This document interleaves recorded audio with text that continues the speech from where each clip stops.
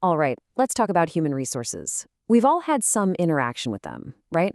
But what does HR actually do? For real. Today, we're going to pull back the curtain on what might just be one of the most misunderstood departments in pretty much any company out there. So, when you think HR, what's the first thing that pops into your head? Is it just paperwork, hiring and firing, maybe payroll, or that occasional, kind of awkward meeting? Well, it turns out that's really just the tip of the iceberg. The real work of HR is way deeper and a whole lot more strategic than most of us probably give it credit for. I want you to think about HR like this. They're the architects of your entire journey at a company.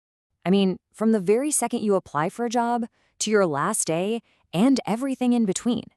They're the invisible force shaping that whole experience. So come on, let's follow that journey together. Okay, so what is human resources, really, at its core? The big shift we need to make is to stop seeing it as just, an admin department that pushes paper. It's actually a fundamental part of management. Their whole job is to design that employee experience we were just talking about from start to finish. When you get down to it, human resource management is about managing the entire life cycle of an employee. And that means everything. Finding people, hiring them, helping them grow, figuring out their pay and benefits, and just making sure they feel like they belong. Every single piece of that puzzle is put there for one reason, to help both the company and the employee win. So where does this whole journey kick off? Well, it all starts with finding the right people.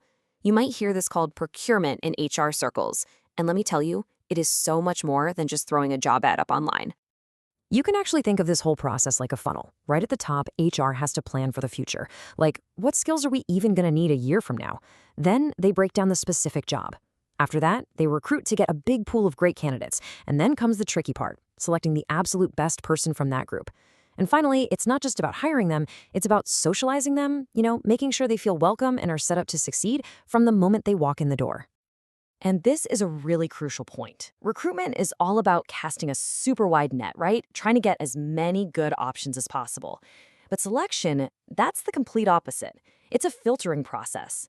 It's all about carefully sifting through to find that one perfect match who has exactly the right skills and qualifications. Okay, so you got the job. Congratulations.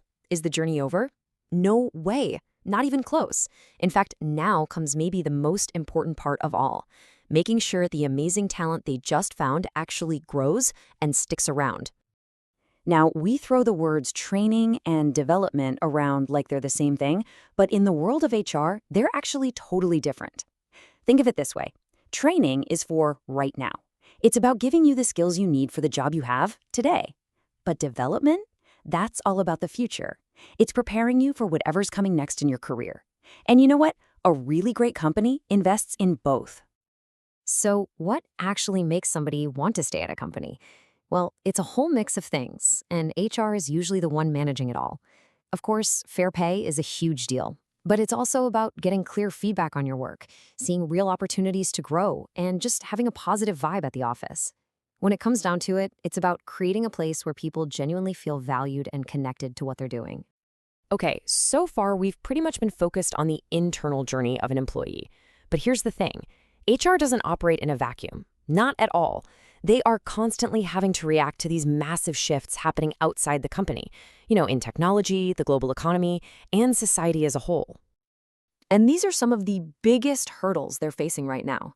You've got intense competition from all over the world. Technology is just completely rewriting the rules of how we work. Companies are always trying to manage costs, but they desperately need to keep their best people. And on top of all that, the workforce itself is more diverse than it's ever been. HR is right there on the front lines, trying to navigate all of it. Let's just take globalization, for example. It's not as simple as just selling your product in a different country. For HR, it means they have to become experts in navigating totally different cultures, super complex employment laws, and brand new ways of doing business. It just adds this whole other layer of complexity to literally everything they do. So, after all that, all these different functions and all these massive challenges, what's the end goal here? What are they even trying to achieve? Well, for a modern HR department, it really boils down to two key things: employee empowerment and employee engagement. And let's be clear, empowerment isn't just some fluffy buzzword to make people feel good. It's about a real, actual transfer of power. It means giving employees at every level genuine ownership and the authority to make their own decisions, and backing them up with the information and trust they need to do it well.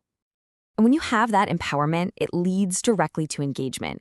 And engagement, well, that's kind of like the holy grail for HR. This is when you're not just showing up to work to collect a paycheck. It's when you're actually psychologically invested, you're connected, you're committed, and you're bringing all your energy and passion to what you do. And listen, this isn't just some fuzzy, feel-good concept. This stuff has a direct, measurable impact on the bottom line. I mean, a big survey by Watson Wyatt Worldwide found that companies with highly engaged employees, well, they actually have higher revenue per employee. So yeah, engagement drives real business results. So why does any of this really matter to you or to a company? It's simple. When HR actually succeeds in building a culture of empowerment and engagement, everybody wins. Problems get solved way faster because people have the authority to just act. Customers get way better service, and the whole organization becomes more innovative because every single person feels like they have a real stake in its success. So I'll leave you with this final thought. Think about your own job, your own workplace. Where do you see these ideas in action? Or where don't you? How is your employee journey being designed? Answering those questions for yourself, well, that's the real key to understanding the true power and the true potential of human resources.